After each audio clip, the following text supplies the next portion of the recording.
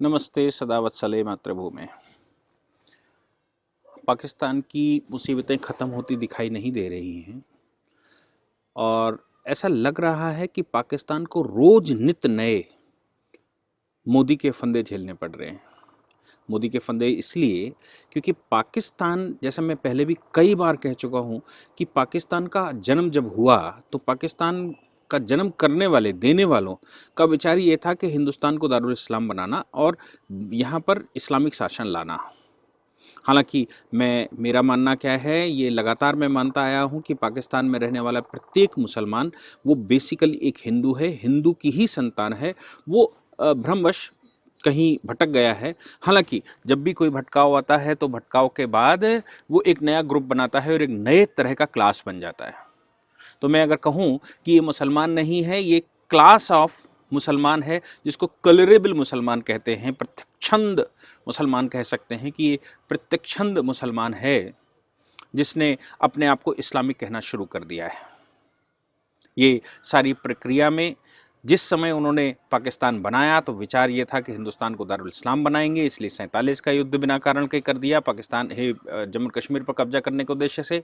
फिर उन्होंने 65 की लड़ाई बिना किसी कारण के कर दी, क्योंकि 62 की लड़ाई हम चीन से हार चुके थे तो पाकिस्तान को लगा कि हम 65 में ही 2 ही 3 वर्ष बाद, कमज़ोर भारत है, कमज़ोर भारत पर उन्होंने हमला कर दिया और कमज़ोर भारत पर हमला करने के बाद हम भारत को कब्जा करने का प्रयास किया। हालांकि वो मुँह की खाए। फिर उन्होंने 71 की लड़ाई, उनकी आपस की जंग को ही भारत की जंग में कन्वर्ट कर दिया। बहुत बार ऐसा होता है कि जब उनकी आपस की जंग अंदर की फूट चल रही हो तो किसी दूसरे को विलेन बनाना अच्छा रहता है। और पाकिस्तान को भी ये उस समय विचार आया कि जो उनका बांग्लादेश के अंदर, यानी कि उस समय का ईस्ट पाकिस्तान, उसके अंदर जो मुजीबुर रहमान का हमला चल रहा है, या मुजीबुर रहमान को उन्होंने प्राइम मिनिस्टर बनाने से मना कर दिया था और उन्होंने अपने आप को मुक्ति वाहिनी बनाकर अपने आप को स्वतंत्र घोषित करने का आह्वान किया। उस आह्वान के बाद उनको लगा कि ईस्ट पाकिस्तान और वेस्ट पाकिस्तान इस्लाम के नाम से एक हो सकता है अगर हिंदुस्तान पर हमला कर दिया जाए। इसलिए उन्होंने 71 की लड़ाई अपने आप अपनी तरफ से छेड़ दी।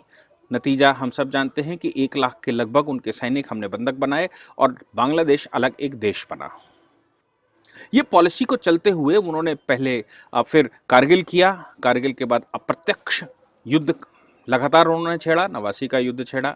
उसके बाद अप्रत्यक्ष युद्ध चल रहे हैं, बम विस्फोट करने का प्रयास हो रहा है, भारत में डिस्टर्बेंस करने का प्रयास हो रहा है, CAA के डिस्टर्बेंस में आने का प्रयास हो रहा है। अभी जो किसान आंदोलन चल रहा है, तथाकथित रूप से बहुत सारे वीडियो आपने देखे होंगे कि किसान आंदोलन में उन्होंने नमाज पढ़कर निकले और पगड़ी बनाई और उसमें चल दिए किसान आंदोलन करने, फर्जी किसान बनकर।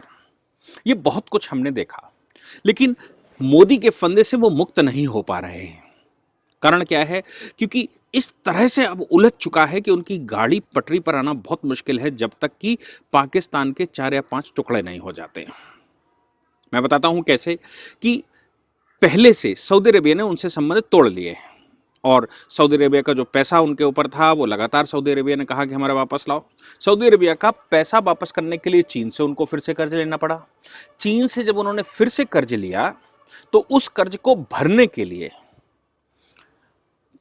कहां से क्या आएगा? खैर, चीन ने वो सिक्योरिटी तो चीन लेता ही है, वो कर दिया। IMF से फंड लेने की कोशिश करी तो IMF ने सबसे पहला सवाल ये रखा कि आप मुझे ये बताइए, चीन से आपका कितना फंड है और किन शर्तों पर है। हालांकि पाकिस्तान वो डिस्क्लोज नहीं कर सकता था, क्योंकि पाकिस्तान एक तरह से चीन को गिरवी रखा हुआ है। इसलिए IMF से फंड लेने की उसकी हिम्मत नहीं पड़ी। बचा था UAE ने इजराइल के साथ संबंध स्थापित किए, तो इजराइल के साथ संबंध स्थापित होते ही UAE ने पाकिस्तान के जो लोग वहाँ पर रहते थे, यानी कि जो मुल्ला मौलवी नवाजी या वहाँ मस्जिदों के अंदर नमाज पढ़वाते थे या अजान करवाते थे, उन सब की छुट्टी कर दी। उनकी छुट्टी के साथ साथ UAE का वीज़ा बंद कर दिया। UAE का वीज़ा बहाल करवाने के लिए जब वो पूरी की पूरी टीम वहाँ गई तो UAE ने कोरोना का हवाला देते हुए वीज़ा खोलने से मना कर दिया, यानी कि मुंह खाकर वापस आ गए।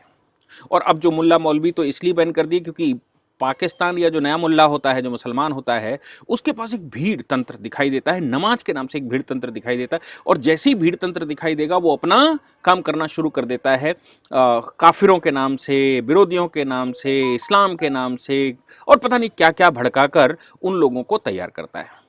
ये बात यूएई को भली भांति मालूम थी, इसलिए उसने वीजा ही देने से मना कर दिया और पाकिस्तान से सारे संबंध विच्छेद कर लिए।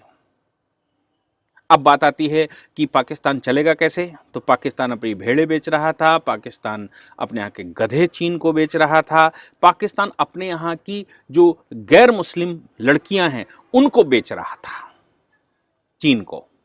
चीन के आह्वान पर ही पाकिस्तान ने एक नया षड्यंत्र रचा और गिलगिट बाल्टिस्तान को अपना पांचवा प्रोविंस, जो कि कॉन्स्टिट्यूशनली उनके यहाँ, उनके कॉन्स्टिट्यूशन के अनुसार भी वैलिड नहीं है, पांचवा प्रोविंस घोषित करने की कोशिश की। लगातार वो प्रयास कर रहे हैं, वहां चुनाव करना, ये वो।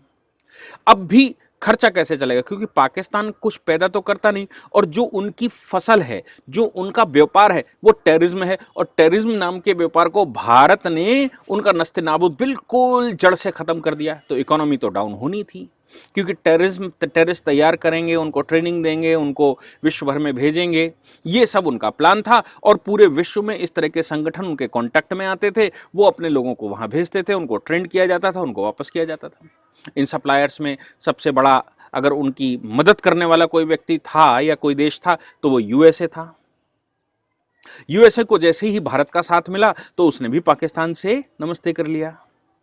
अब क्या होगा पाकिस्तान का? तो पाकिस्तान के पास एक साथी बचता है जो उसका परंपरागत मित्र है।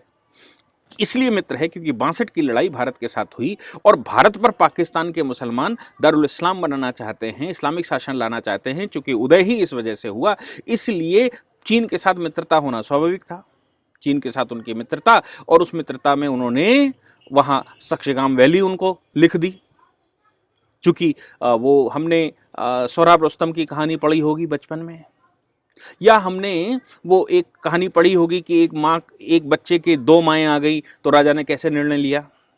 तो राजा ने जब निर्णय लिया तो वो निर्णय था कि एक माँ कह रही है काट दो और एक कह रही नहीं इनको ही दे दो। तो राजा ने कहा कि जो ये कह रही इनको ही दे दो वही इसकी असली माँ है, क्योंकि असली माँ बच्चे को कट्टा नहीं देख सकती। यही हाल पाक ऑक्युपाइड जम्मू कश्मीर का हुआ। पाक ऑक्युपाइड जम्मू कश्मीर चूंकि फ्री में कब्जा कर लिया था नेहरू की नादानियों की वजह से, इसलिए उस बच्चे को काट देना उनके लिए स्वाभाविक था। भारत के पास होता तो 1 इंच भूमि भी देना हमारे लिए नागवार गुजरता। उन्होंने वो भूमि उनको दे दी। अब कर्जे की बात आती है कि कर्जा कैसे, पाकिस्तान चले कैसे। तो एक ही मित्र बचा। पहले सऊदी अरेबिया दे देता था, यूएई दे देता था, अमेरिका दे देता था, टर्की दे देता था। टर्की की भी इकोनॉमी मोदी मैजिक में बड़ी गड़बड़ हो गई है। मलेशिया की इकोनॉमी बहुत खराब हो गई। मलेशिया ने पाकिस्तान से अपना हाथ पीछे खींच लिया है।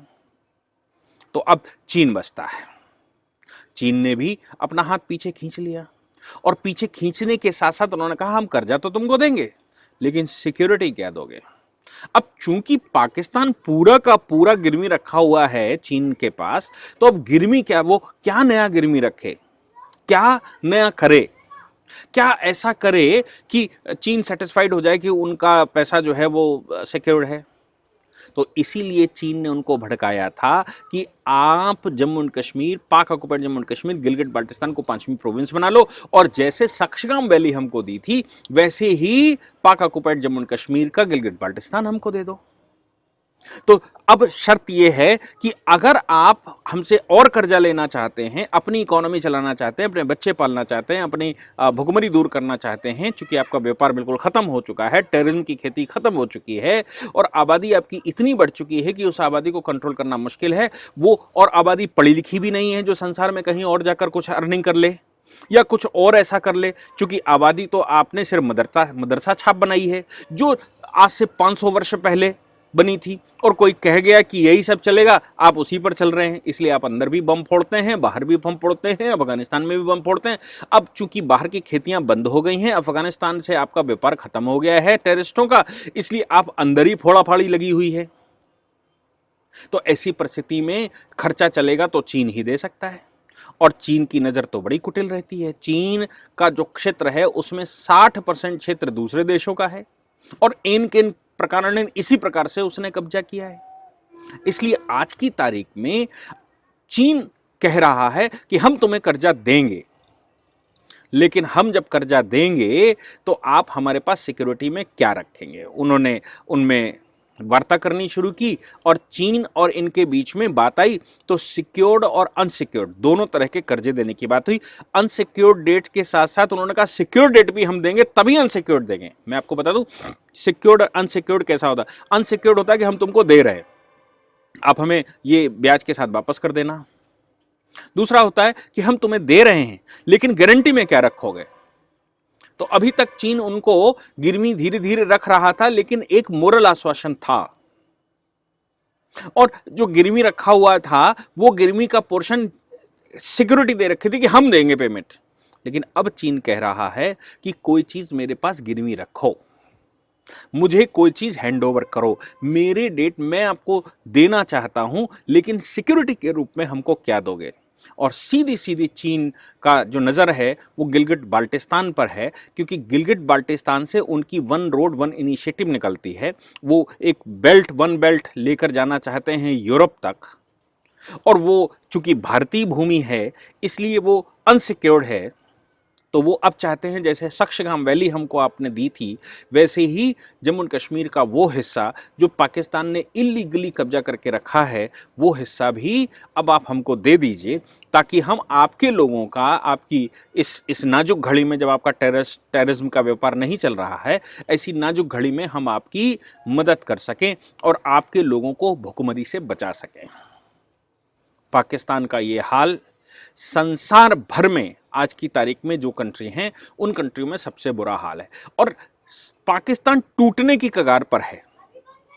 पाकिस्तान अगर चीन की शर्त मान लेता है, गिलगिट बाल्टिस्तान में कोई भी हरकत करता है, तो ये निश्चित है कि चीन के घुसने से पहले पाकिस्तान के उस कब्जे वाले क्षेत्र में भारत हमला कर देगा। लगातार वो एक आलाप ही रहे हैं। यूएई में भी जाकर कहा कि भारत सर्जिकल स्ट्राइक तरह की कोई बड़ी स्ट्राइक करना चाहता है। नो डाउट भारत करना चाहता है, नो डाउट भारत जम्मू कश्मीर के उस हिस्से को वापस लेना चाहता है, और अगर आप वापस नहीं करते हैं तो जम्मू कश्मीर के साथ साथ वो तो वापस लेंगे ही लेंगे, पाकिस्तान के 5 टुकड़े होंगे। पाकिस्तान के 5 टुकड़ों का हाल मैं लगातार बताता आया हूं कि किस प्रकार पाकिस्तान के 5 टुकड़े होंगे और क्या क्या हो चुका है पाकिस्तान में। अभी देखना यह है क्या चीन की इन शर्तों को पाकिस्तान मानता है, और अगर पाकिस्तान मानता है तो भारत सरकार उस पर क्या स्टेप लेगी। मोदी मैजिक ने चीन और पाकिस्तान दोनों को ही परम मित्र बना दिया और दुनिया से अलग थलग पड़ गए, और अब वो पति पत्नी की तरह हैं। जैसे पाकिस्तान के मुसलमानों का एक बिल्कुल एक सूत्री फार्मूला है कि महिला तो एक वस्तु होती है, उस वस्तु को इधर से उधर ट्रांसफर पोस्टिंग किया जा सकता है, वैसे ही अब पाकिस्तान स्वयं चीन की पत्नी स्वरूप बन चुका है इस्लामिक कॉन्सेप्ट से। अब उसकी वस्तु को कैसे इधर से उधर करना है, ये चीन ने निर्णय लेना है।